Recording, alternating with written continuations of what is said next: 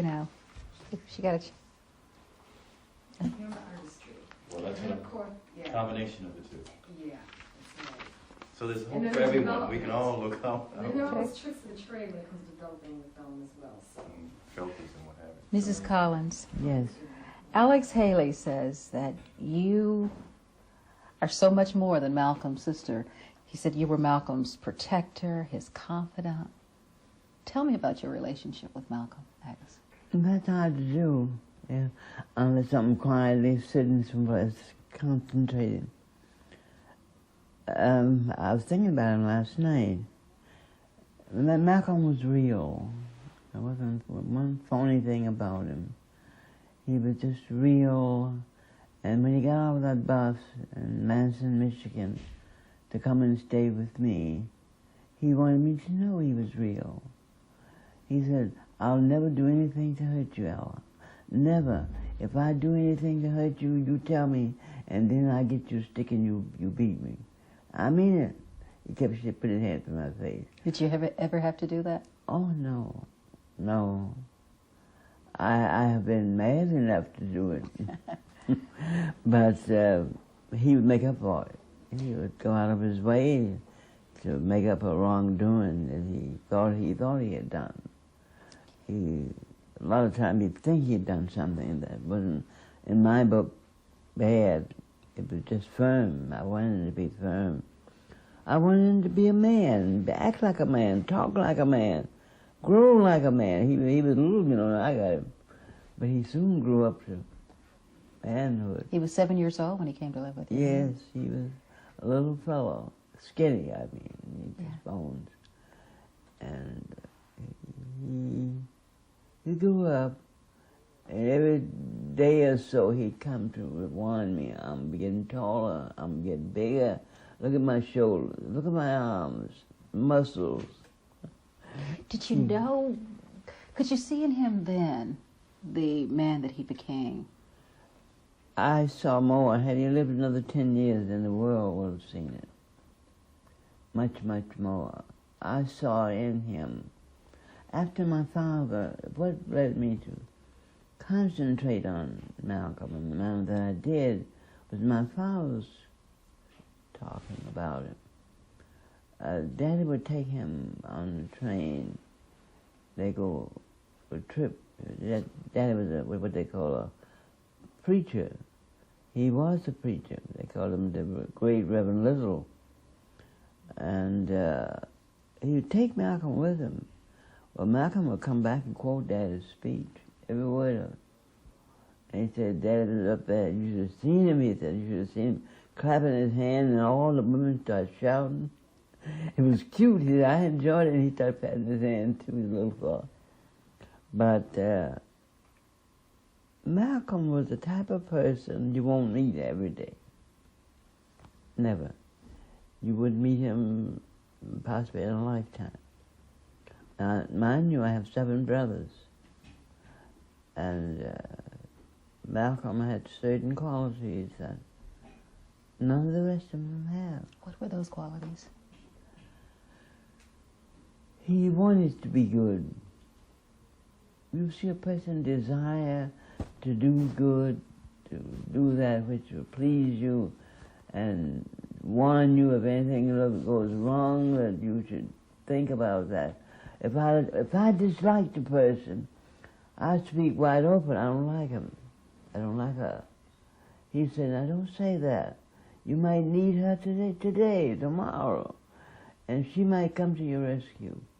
Don't say you don't like her. He meant it.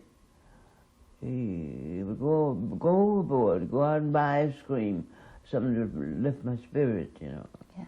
And I like plants, flowers. Had them all over the place, outdoors and everywhere. He liked plants. Every time he saw a different plant, my sister Ella lives in Boston. He'd wait somewhere, another country, getting a plant to bring to me. That's wonderful. And he'd water it just like it was a baby and get it to me. Why? And I never asked him why he felt so devoted to me. I thought it came through birth. But in his autobiography, he talks about that devotion to you. He talks about time and time again when he had to turn to you. And he says, Ella is the one person who never once really backed away from my cause. No. I didn't back away. They was in prison. Nothing to back away from if you love someone. Now, Reginald, my other brother, I love Reginald just as much. But Reginald would run away. He'd go off and stay a month. You wonder where he is. And Malcolm wouldn't do that. Malcolm said, I know you worry if I went away. If I left and didn't come home tonight. He never missed a night coming home. He'd get home because, I'd be worried. And here, him a stranger, too, in Boston. I worried because he was a stranger. And, can tell who he'd meet. He'd meet a different class of people that I would meet because I didn't go in the street. And who knows whether they're good people or bad people. Did Boston change him that? Is that what led to the prison thing, the people he met on the streets? Did Boston change Malcolm? To tell you the gospel truth, no. I would worry about that sometimes. I used to worry about Malcolm getting involved with the wrong people. Someone told me they saw an article in the paper about him getting in wrong with the wrong people. Well, I never thought I wouldn't have exercised the idea. He knew what people they were. Malcolm was a good mind reader. About as good as any old woman or old man you ever found who was a mind reader. And he'd say, I'm going to keep away from them. They talk big and bad, but if some of the chips are down, they'd be the first one to get caught and drag me in with them. One of the interesting things about him is he was, because there's so much we can talk about, I want to make sure we get a lot of different things in here. When everybody else was saying Negro, some people still saying color, he preferred to be called black. Did he ever talk about why? He says, he thought Negro was a slave term, and just was that the disavowal there? No, not all of it. All of it. It all pertained to slavery, the manner in which it was conducted over the period of years, and how the people accepted. That's about. Now, all of that came through me. Him and I together, our mind worked on that. From very young, from 6 years old, our mind was working on that. He's just sort of a young man ahead of his time all along? Always. He's an old man, ahead of his time.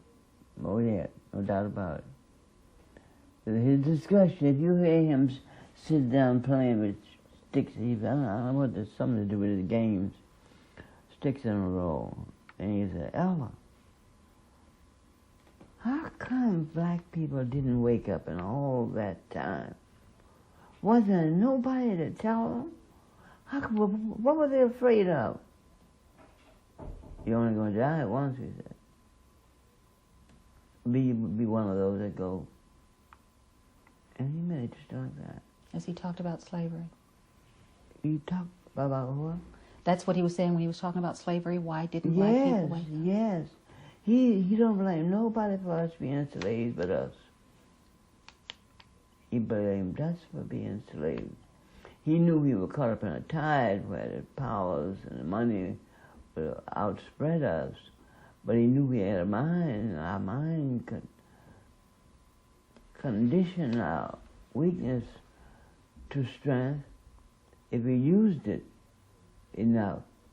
But it was so busy having a good time, they allowed it to go to sleep on them. He came to you for so many things, for counsel, for criticism, even financial support. What kind of criticism did you have for you? I got his hair short, for one thing. He got it long, he had long, And I took scissors and cut a roll through it. Mm-hmm. That was a simple way of getting next to him on that hairdo. His hair was blonde, and he went and got it cut long. And then he put a great big wave on top of it. To see what I think, then he come in the house with his head on. Or any time he came in the house with his head on, he's hiding something. So I walked over and took his hat off. So that's what you got. I took the scissors and cut a row in it. How did you feel about that time when he was doing that with his hair and he was wearing the zoot suits and he was doing things that got him in trouble? I didn't want to. You see, that's the trouble part. I mean, get that straight. That ended up getting him in prison.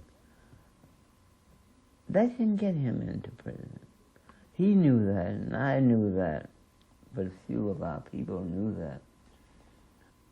Malcolm was aggressive. He spoke his mind. He didn't care whether he was white, black, what. He'd speak his mind. And at that time, the country, the world, was in such a turmoil. Whenever there was a group of black people trying to get together, they'd break them up. They'd break them up diplomatically, you could say. They'd throw them in jail. Claim they tried to rape some woman. They got the most vicious ideas. Look how they did the Kennedy brothers. Mrs. Kennedy raised those boys like gods. I could see it in their manner when you were with them. I used to campaign with them. And you could see it in their manner. They were gentlemen, through and through. Well, what did they do? They found something ugly. They make it. They don't have to find it. They'll make it and pin it on them. And then you get caught up in a thing. Why were so many people so afraid of Malcolm X?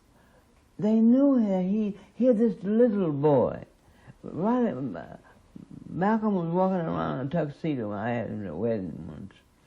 He's walking around in a tuxedo, condemning a white man, because the white man stepped on a lady's foot.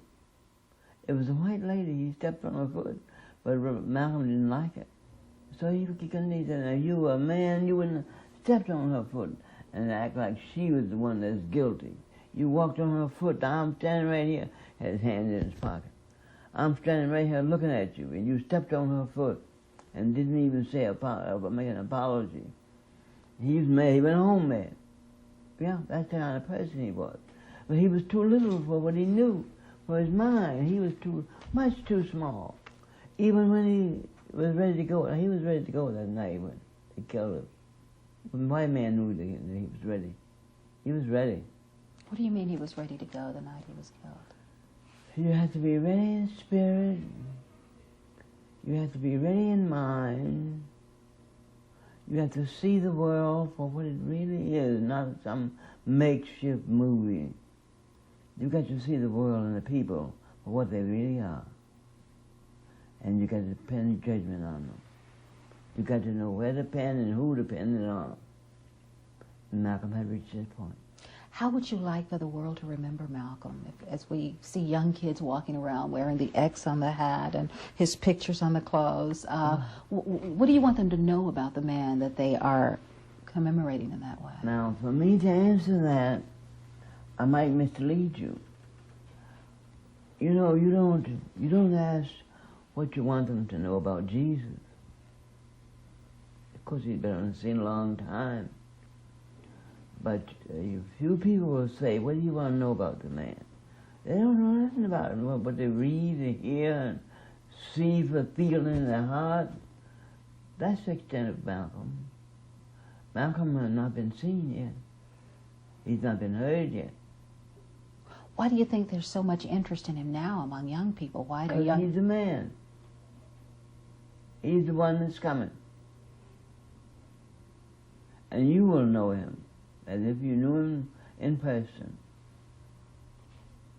Things will reveal themselves to many, many people, and we will all know him. I will know him better, and I thought I knew him well enough.